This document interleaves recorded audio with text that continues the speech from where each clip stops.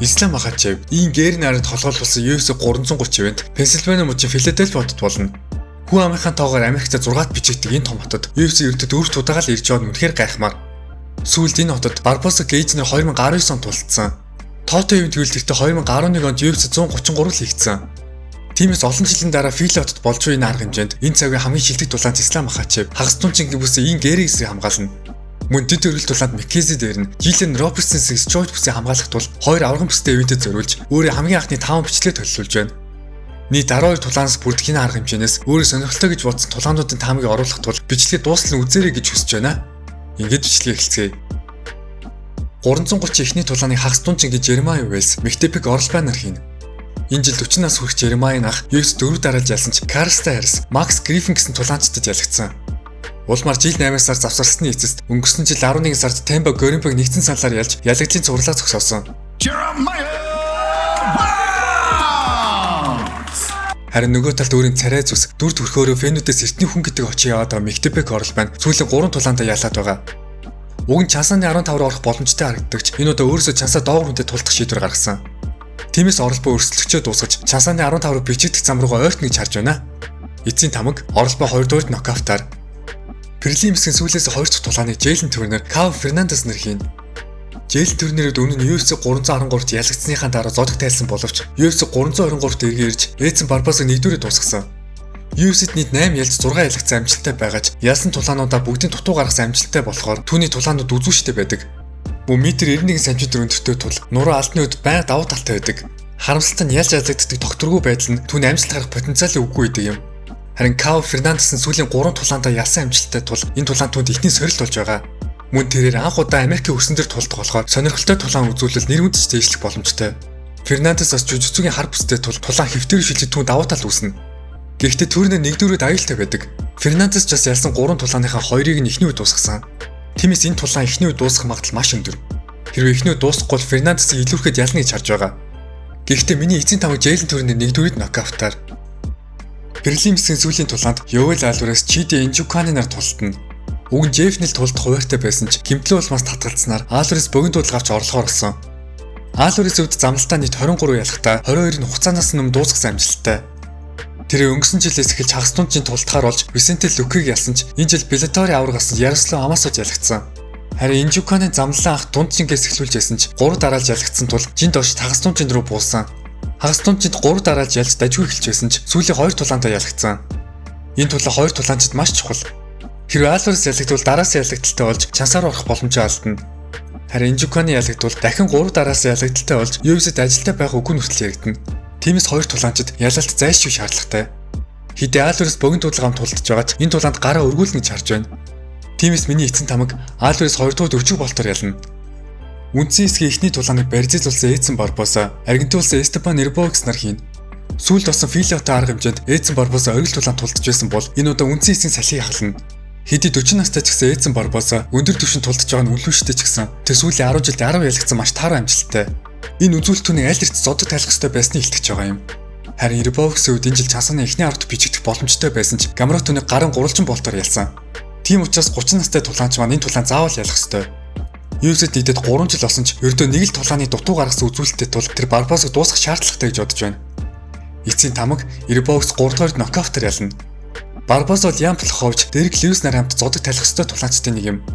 Хэрвээ энэ тулаанд ялагдвал Бэлигийн октагон дотор үлдээж магадгүй лээ. Дараагийн тулаанд Мансур Абдул Малик, Дасти Стоцфус эсрэг тултна. Дундчингийн залуу тулаанч болох Мансур Абдул Малик замлалтаа 9 ялахтаа бүгдийн дутуу гаргаж байсан ч 5 сарын өмнө анхны ялагдлаа амссан. Харин Дасти Стоцфус яаж одоо болтол UFC-д ажилтаа байдгийг мэдэхгүй юм. UFC-д хийсэн 10 тулаанд 3-7 амжилттай, 5-т нь хугацаанаас өмнө дуусчихсан.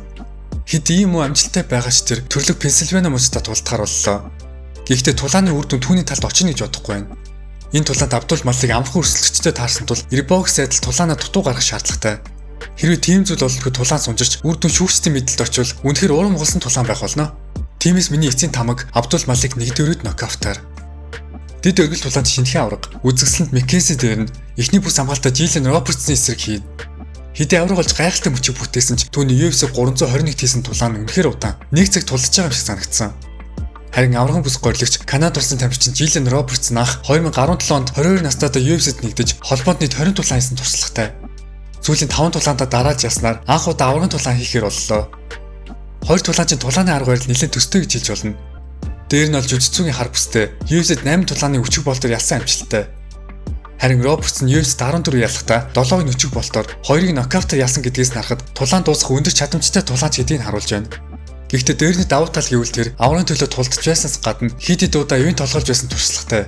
Тиймээс аврагууд үед хэрхэн тулдахаа мэдсэн Маккензи дээр нь замналдаа хизээж 5 үед тулдж байгаагүй Робертсны өдөөс энэ үзүүлэлт давуу тал болно. Харин Робертсны давуу тал гэвэл түүний барилдааны ур чадвар. 15 минутанд 3 тэйкдаун дундчилдаг түүний хувьд барилдааны санаачлалыг өөрөө эхлүүлэх хэрэгтэй.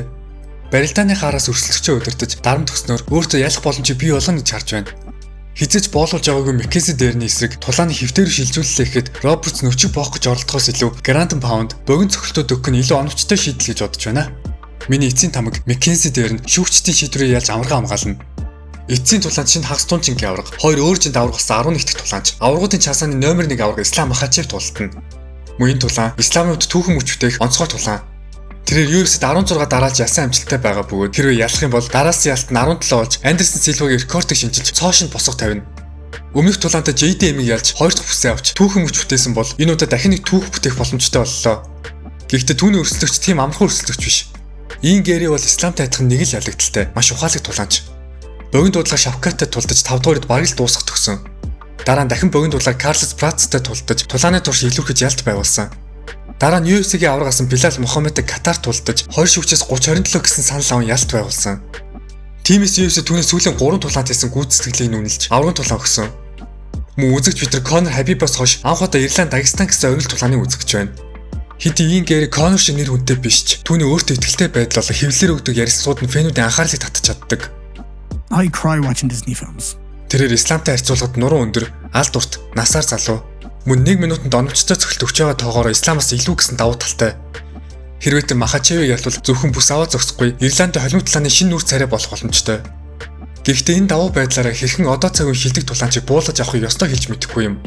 Түүний хүн нокаутаар дуусгах цогцолтыг хүчсүүл барилдаанаараа Исламаас хол дутуу аврагын тулааны туршлагач нэмгэн. Харин Ислам бол сүүлийн 10 тулааныхаа 8-ыг дутуу гаргасан. Өмнөх аврагыг хинч биш юм шиг харагдуулж илт илүүрхэж яасан тул түнд ялах боломжтой бүх үзэр нь байгаа. Тиймээс Ийн Гэри аврагад зориулж ямар төлөвөө бэлдсэн сонирхол татж байна. Хэдий энэ тулаанд ялна гэж хэлж чадахгүй ч Ислам түүнийг дутуу гаргана гэж бодохгүй байна. Эцсийн тамга Махачев нэгдсэн салаар ялж бүсээ хамгаална. Бичлэг маань энэ үрээ дуусч байна. Энэ арга хэмжээнд Исламаас өөр том нэртэй тамирчин харагдахгүй юм шиг санагдаж болох ч ур чадварын зөрүүтэй тамирчид хоорондоо тулж байгаа болохоор дутуу гарсан олон тулаан болно гэж бодож байна. Та бүхэн ямар бодолтой байна? Өөрсдийн тамгаа комент хэсэгт үлдээгээрэй. Дараагийн бичлэг 330 ивэнтийн үр дүнгийн талаар байх тул лайк, subscribe дараарай. Мөн сувгийн маань дэмжих хүсвэл доорх дансаа хандив илгээгээрэй. Баярлалаа.